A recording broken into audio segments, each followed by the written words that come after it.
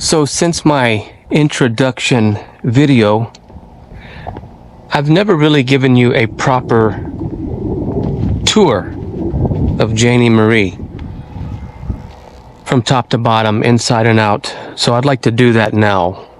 We're here at Stephen F. Austin State Park. We got Janie Marie all set up.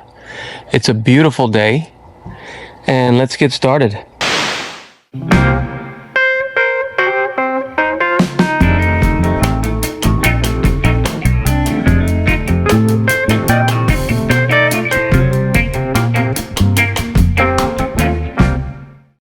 So first things first, I do lock my hitch. I got a proven lock hitch coupler lock here that locks from the bottom, takes a special key. You can never be too careful these days. Now in state parks I don't worry too much, but when it's in storage you can bet this is gonna be right on there. This is the hitch pin lock that I have. This lock is interesting because it's got a key, but the key screws and undoes this. I got a cover for the jack. The power jack goes up and down to hitch and unhitch. Got two propane tanks here, 20-pound propane tanks, one battery. That battery is charged by either the shore power pedestal or the solar panel that's on top of the trailer. I got one pass-through storage compartment here which needs some organization. I got totes that I use. I probably have maybe 2 totes too many.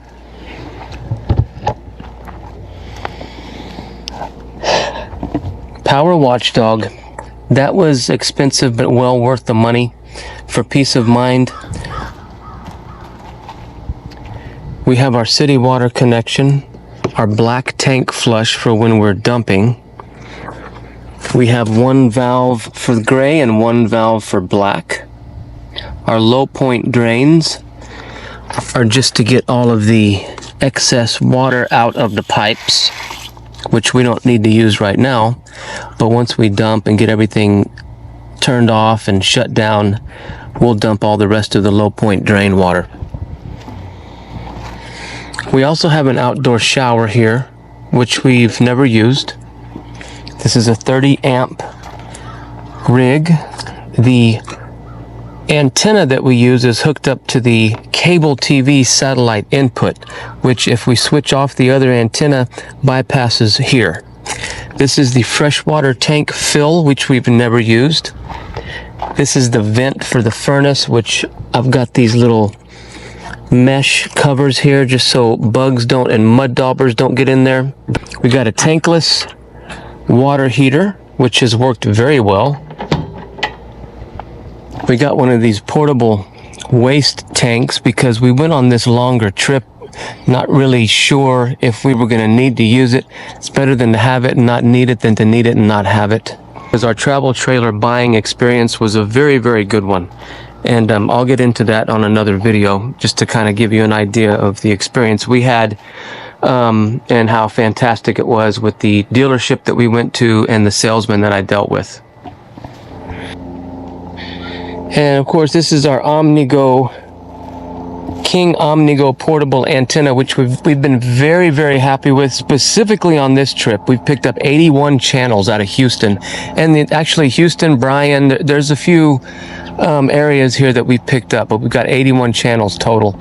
So on the air TV, and could be just this area we're in, but it's been great. But we're always picking up something with this antenna that we use, rather than the one that's already standard on the unit. This is our little outdoor setup. I got this table from Sam's. They have the same one at Walmart, of course, and I got this one from Amazon. It's a good little table. It's lightweight, but this one here is very sturdy, very folds up very nicely. 4 stabilizer jacks on each of the corners of the RV. Now these are not leveling jacks, these are stabilizing jacks. You just lower them to give the trailer some stability when you're walking around in it, and it doesn't flop all over the place. We have a propane hookup here, which goes directly to the propane tanks up front, which I have not used. We have an electrical outlet here, which I do use quite often for the outside lights and things like that. This is a mount for an outdoor television if you want it. That's the hookup for that only. Of course, we've never used that either. 2 outdoor speakers. Speakers are not all that great, but we don't use it that much. We're in state parks, we try to keep quiet. This is the other end of the pass-through, and as I mentioned before, I have some organizational skills I need to kind of brush up on. The awning, I believe it's a 12-foot awning. It covers pretty much the entire unit, and we do use this a lot. It is rated for 25-mile-an-hour wind gusts. I'm not going to test that. I'm not too crazy about solid steps. They're okay. I mean, they're great if the conditions are perfect, but for the most part, I am not a big fan. Every time you pull these back up, all the little dirt, and believe me, no matter how much you sweep and clean, there will be some dirt left over. It just flips right into the trailer. So I'm not a big fan. When they are set up nice, like here, they are fantastic. But I would just much rather prefer the ones that just fold out, old school style. That's probably not going to be a popular opinion, but that's just mine. This is, of course, Janie Marie. She's a Jayco Jay Flight Model 212 QB. She is 25 feet 8 inches long and 4,300 pounds dry weight, 5,500 pounds gross. I don't think we've gone over maybe 5,000 pounds with the cargo and things that we've put in it. So she pulls very nicely with our F-150. Our F-150 has the 3.5 liter EcoBoost engine, and we haven't had a problem. When I bought this truck, I was told, oh, this is the perfect truck. You won't feel a thing. Yeah, you do. You feel, I don't care what truck you know you're pulling something. So this was the model we chose, and I chose it for a number of reasons, mainly because it had a sofa and a dinette. I like dinettes. I like to sit at them. I like to look at my videos. I like to work on my videos. I like to just kind of use that as my own personal little workspace. Mrs. Switchback, it goes to sleep a lot earlier than I do. I'm a night owl, so I'm up at all hours of the night, basically. And having that distinction between the sleeping area and the sort of living area was important. So we got a couch, we got a dinette, and we have a queen-size bed, a short queen. We are not tall people, so the short queen is perfect for us. Now, I'm going to show you the inside. Let's go check it out. Alright, we're going to step inside Janie Marie now. I put the lights on because GoPros are not exactly wonderful in low light settings. This is the front of Janie Marie, and as you can see, we've decorated it to be kind of like all our own. All this stuff gets put away when we're traveling, but as soon as we arrive at our destination, Mrs. Switchback does a great job getting everything all set up in here and looking nice. Like I said before, queen size bed, short queen, which means it's 60 by 74, something like that, but it's perfect for us. We don't have any problems. We got a TV back here, and we have one in the rear of the camper as well. The TV back here is fed with the same antenna that also feeds the one in the rear. Alright, now this is one of the first things I put up here. This is a Texas charcuterie board. And since I'm more of a Slim Jim kind of guy, and I'll probably never use the word charcuterie again for the rest of my life, I thought it would look nice just hanging on the wall. And I've been digging it. Our galley area here has a nice side sink. We use our Keurig a lot. We got counter space, we got cabinet space up here. We have an oven which we've never used, and there's not a whole heck of a lot you're going to be able to cook in here anyway, unless it's very, very small. We have a microwave, which we do use often. 3-burner cooktop. This folds back also to be a splash guard. And that is our little modest kitchen, which we love. Of course, this is the rear of the unit where we have our sofa, which also converts to a bed. It's called a jackknife sofa. Our dinette, which also folds down to convert to a sleeping area. So if my daughters ever come camping with us, they have a place to sleep. And it's just nice back here. We've had many meals sitting right here, and we just enjoy it. We enjoy the windows. We have 7 windows in this unit total, including the door here. I just purchased a shade that goes up and down on this door window, and we love the natural light that comes in. We don't have a slide out in this unit either, and that was by choice. If we got a slide out, that would have been okay, but the fact that we didn't, I kind of like that a little bit better, and decreases the weight overall. And, you know, I didn't feel like we needed one. Some people do, some people don't. We just kind of like the setup we have here. It's just the two of us. We have a 12-volt refrigerator, which was very important for me to have. Yeah, not much in there. Freezer also. We haven't even used the freezer yet. So the 12 volt, why do I like it? Well, I like it for a couple of reasons. It gets cooler quicker. The other refrigerators that have mostly been used in the past have been electric and propane or propane. Those take a lot longer to cool off. There's always risks when you're running propane while driving to keep your refrigerator going. With this, we can keep the refrigerator on all the time. It's just operating off the batteries. Once we plug into shore power, that shore power is not going to convert to here, but rather it's going to charge the batteries continuously so we can run this continuously. Solar panels up top also charge the batteries. And we love the 12 volt. I like to be able to turn it on and get it cold the night before we leave to go somewhere. If we have a long drive planned, it'll be cooling the entire way. So there's the refrigerator freezer.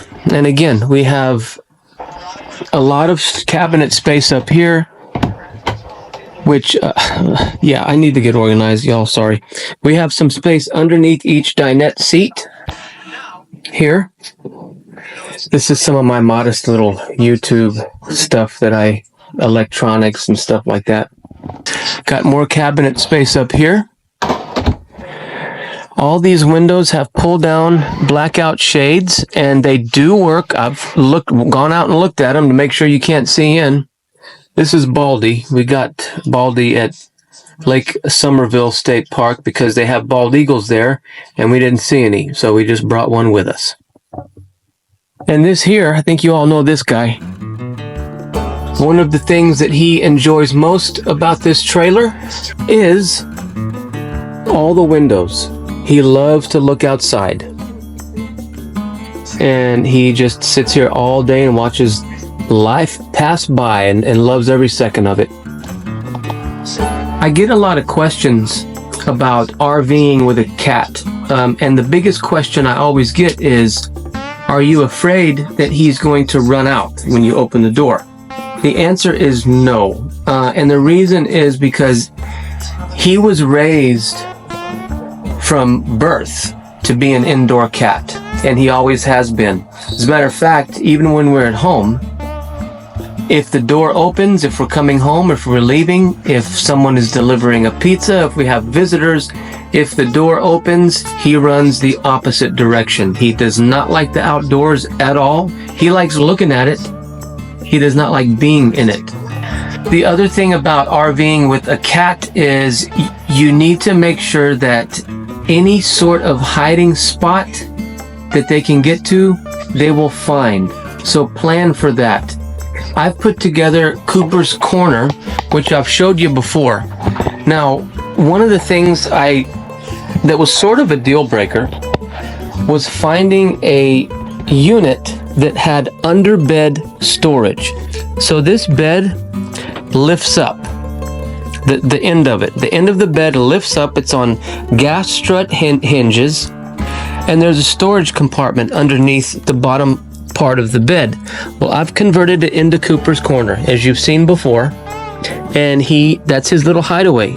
So I've already created a hiding space for him because he would have found another one anyway. And he likes it in there. That's his little sanctuary when he's not over here hanging out on the bed or by the window here on his tower. And yeah, that's what life is like RVing with the cat. He does not leave this trailer unless he is in his carrier. When he's in our truck, when we are driving with him, he is in his carrier, and he does a very good job behaving. He just sits there and watches everything and sleeps the other half of the time. So this is Janie Marie. We love her to death. It is absolutely perfect for the three of us, and I couldn't imagine having anything else at this point. One other thing I do want to mention, since we are in Texas, this is an air conditioner that we had upgraded to a 15K. The difference it is everything, especially here when we live in South Texas and the humidity levels are so high it becomes unbearable. That air conditioner is amazing. It is absolutely amazing. It has kept us cool with full sun blaring down on the top of the camper. It's been wonderful. It's just a regular thermostat like you would find in any home. And last but not least, and of course I've done these little touches here to kind of make things a little bit more convenient. Hooks here for our keys, just little things to make life a little bit easier when we're in here. Those little containers for various items. Right now there's nothing in there. Our closets are pretty small but sufficient for what we do. And last but not least, we have our little bathroom. Nothing out of the ordinary. Little shower. It's perfect. It's sufficient. It suits our needs. One other thing I should mention, this is a ducted AC system, which is also another benefit. When we arrive to a campsite and the trailer is hot and stuffy on the inside, this is called the dump valve, sort of. And all the air just flows out of here. It cools everything off real quick rather than the vents, which take a little bit longer. And then once it's sufficiently cool in here, I'll switch it over to the ducts, shut that off. And there you have it. For the most part, I can't think of anything I missed, but I wanted to give you a little bit of a tour of the inside of Janie Marie here. I talk about traveling a lot in the travel trailer and all this kind of stuff. I thought it was about time y'all got a good look at the inside and the outside. I would take you up on the roof, but I have that portable tank hooked up to the back ladder. So yeah, hope you enjoyed this little Janie Marie tour. Until next time, Switchback Texan is out.